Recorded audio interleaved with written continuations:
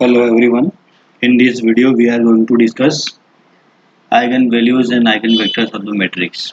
इस वीडियो में आज हम बात करेंगे आइगन मान और आइगन सदिश के बारे में. Let us read the definition of eigenvalues and eigenvectors.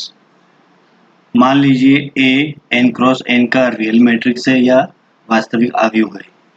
यदि लैम्ब्डा एक अदिश राशि है तथा x is not equal to 0 और सदिश इस प्रकार है कि x is equal to lambda x.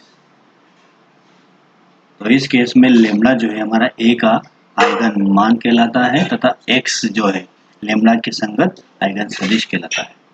Lambda is said to be eigenvalue and x corresponding to lambda is known as eigenvector. इसके बाद जो डेफिनेशन है वो है अभिलाक्षणिक समीकरण की, दैट मीन्स कैरेक्टरिस्टिक इक्वेशन की, जो बहुत ही इंपॉर्टेंट है. इसी की हेल्प से हम लोग आइगन वैल्यूज निकालेंगे. तो डेफिनेशन रीड कर लेते हैं. मान लीजिए a n क्रॉस n का स्क्वायर मैट्रिक्स है या वर्ग अवयव है तो लैम्ब्डा a का आइगन मान कहलाता है, आइगन वैल्यू कहलाता है यदि ये अभिलाक्षणिक समीकरण को संतुष्ट करता है. That means determinant of a minus lambda i is equal to 0, जहां पर i n ऑर्डर का आइडेंटिटी मैट्रिक्स है, ये तत्समक अवयव है. अब आइए देखते हैं हम एग्जाम्पल को कैसे सॉल्व करते हैं, कैसे इसकी हेल्प से अभिलाक्षणिक समीकरण की हेल्प से आइगन मान को निकाला जाता है, आइगन वैल्यूज को निकाला जाता है. तो यहाँ पर हमने 2 डायमेंशन का 2x2 का मैट्रिक्स लिया हुआ है. a इक्वल्स टू 3 2 -1 0 के अभिलाक्षणिक मान ज्ञात कीजिए. जैसा कि हम जानते हैं, अभी मैंने आपको बताया कि जो अभिलाक्षणिक समीकरण है वो क्या होती है, वो होती है determinant of a minus lambda i is equal to 0. And क्या गिवन है हमारे पास, a equals to this matrix. तो we have to put this value in equation 1. जो वैल्यू हमारे पास गिवन है उसको समीकरण 1 में रखेंगे. तो a का मान रख दिया, लैम्ब्डा हमको निकालना है और i हमने लिया है यहाँ पर 2x2 का आइडेंटिटी मैट्रिक्स. क्योंकि यहाँ पर जो कोफिशिएंट मैट्रिक्स है, गुणांक मैट्रिक्स है, उसका जो ऑर्डर है वो 2 है, तो इसलिए आइडेंटिटी मैट्रिक्स का जो ऑर्डर है वो भी 2 रहेगा.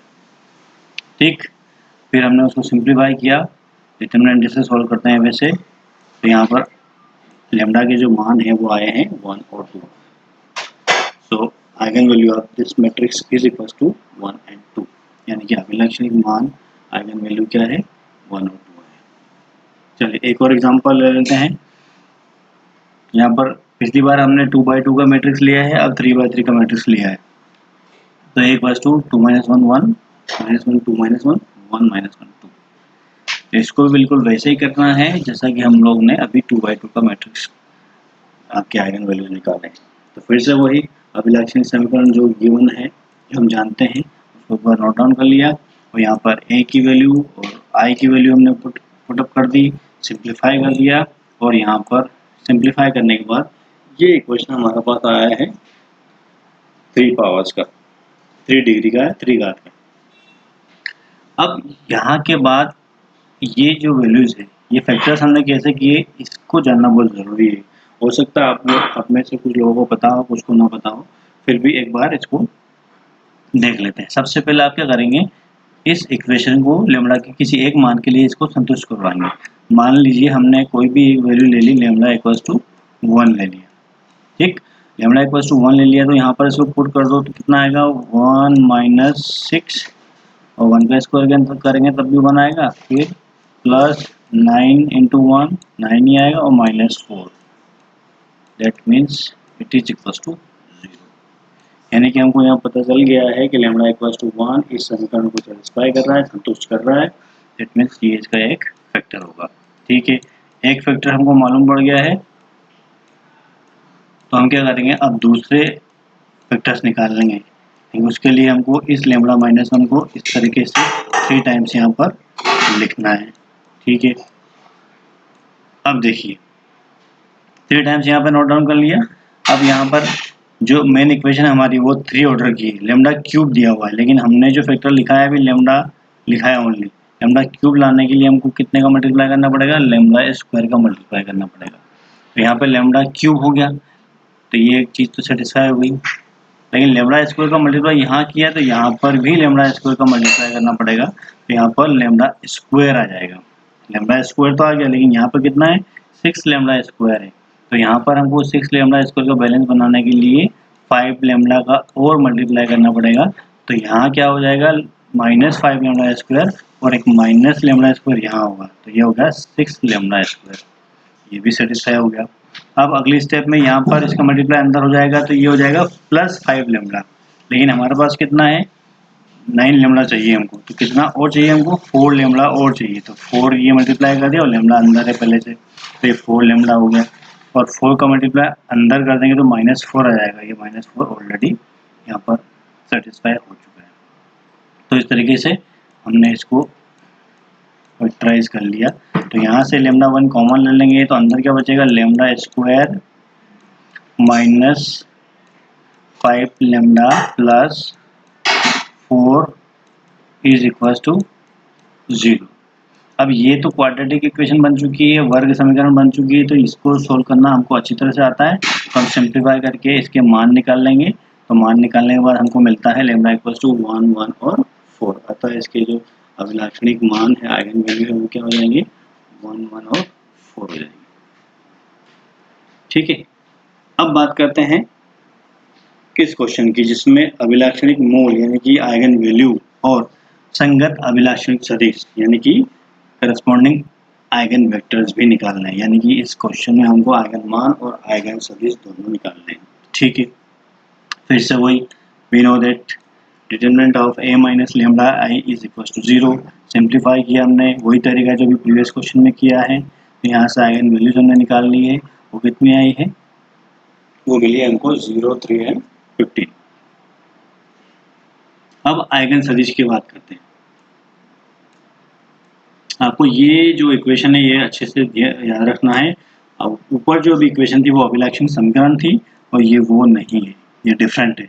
यहाँ पर ब्रैकेट दिया हुआ है, यहाँ डिटरमिनेंट नहीं है, इसलिए आप इसको अच्छे से माइंड में रख लें। यहाँ पर है bracket of a minus lambda आई और ब्रैकेट के बाहर x इज इक्वल टू 0, जहाँ पर x क्या है, हमारा आइगन सदिश है, यही हमको निकालना है। तो हमने सबसे पहले मान लिया कि x का जो मान है वो x1, x2, x3 सपोज कर लिया। ठीक है, अब जो यहाँ पर आइगन लेमडा के मान निकले हैं, आइगन वैल्यूज निकली, वो कौन कौन सी है, वो है 0, 3 एंड 15।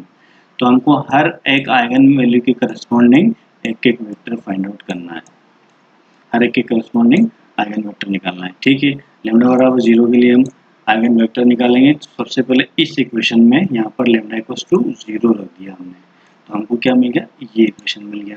ठीक है, इसको सिंप्लीफाई किया तो ये इस तरीके का मैट्रिक्स हमको, मैट्रिक इक्वेशन हमको मिल जाएगा। ठीक, इसका मल्टीप्लाई इस मैट्रिक्स में कर दिया तो यहाँ 1, 2 और 3 इक्वेशन हमारे पास आ जाएगी। ठीक है, उसके बाद इन तीनों समीकरण में से कोई भी 2 समीकरण हमने ले लिए, तो यहाँ पर हमको मान लिया हमने 3 और 4 इक्वेशन ले लिया, इसको सिंप्लीफाई किया हमने यहाँ पर।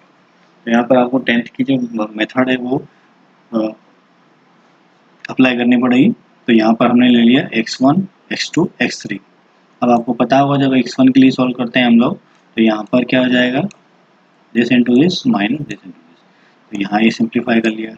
जब हम x2 की बात करेंगे तो यहाँ पर रिवर्स, ये जो उल्टा ऑर्डर ले लेंगे हम लोग, तो यहाँ -6 × 2 मतलब -12, और इधर करेंगे तो -32। इसी तरीके से x3 के लिए निकाल लेंगे, तो उसके लिए 8 × 7 56, -6 × 6 36। ऐसे सिंप्लीफाई किया तो हमको ये मिल गया है। इसको और सिंप्लीफाई किया तो हमारा जो वैल्यूज है x1, x2, x3 का, वो कितना आ गया है, 1, 2, 2। यहाँ पर लेमडा बराबर 0 के करस्पॉन्डिंग जो आइगन वेक्टर हमको मिला है वो कितना मिला है, 1, 2 मिला है। चलिए और आगे बढ़ते हैं। फिर से लेमडा इक्वल्स टू 3 के लिए हमको आइगन वेक्टर निकालना है। फिर से उसी समीकरण में, उसी इक्वेशन में हमने वैल्यूज पुट अप कर दी। उसके बाद फिर से वही तरीका अपनाया, सिंप्लीफाई कर लिया, कोई भी 2 इक्वेशन लिया और उसी क्रॉस मल्टीप्लिकेशन की हेल्प से हमने x1, x2, x3 की वैल्यू फाइंड आउट कर ली। तो हमारा जो दूसरा आइगन वेक्टर है वो कितना है, 2, 1, -2। इसी तरीके से लेमडा बराबर 15 के लिए भी हम लोग इसको फाइंड आउट कर लेंगे। तरीका बिल्कुल वही सेम है, यहाँ पर भी 3 इक्वेशन आ जाएगी, तीनों को क्रॉस मल्टीप्लिकेशन से ब्रज गुणांकन से हमने सिंप्लीफाई किया, तो यहाँ पर जो तीसरा वेक्टर आया है वो आया है 2, 2 और 1, ये आ चुका है। और लास्ट में हम तीनों को इस तरीके से लिख देंगे कि आइगन सदिश लैम्डा बराबर 0, 3 और 15 के संगत कौन कौन से 1, 2, 2, 2, 1 -2, 2, 2, 1, राइट।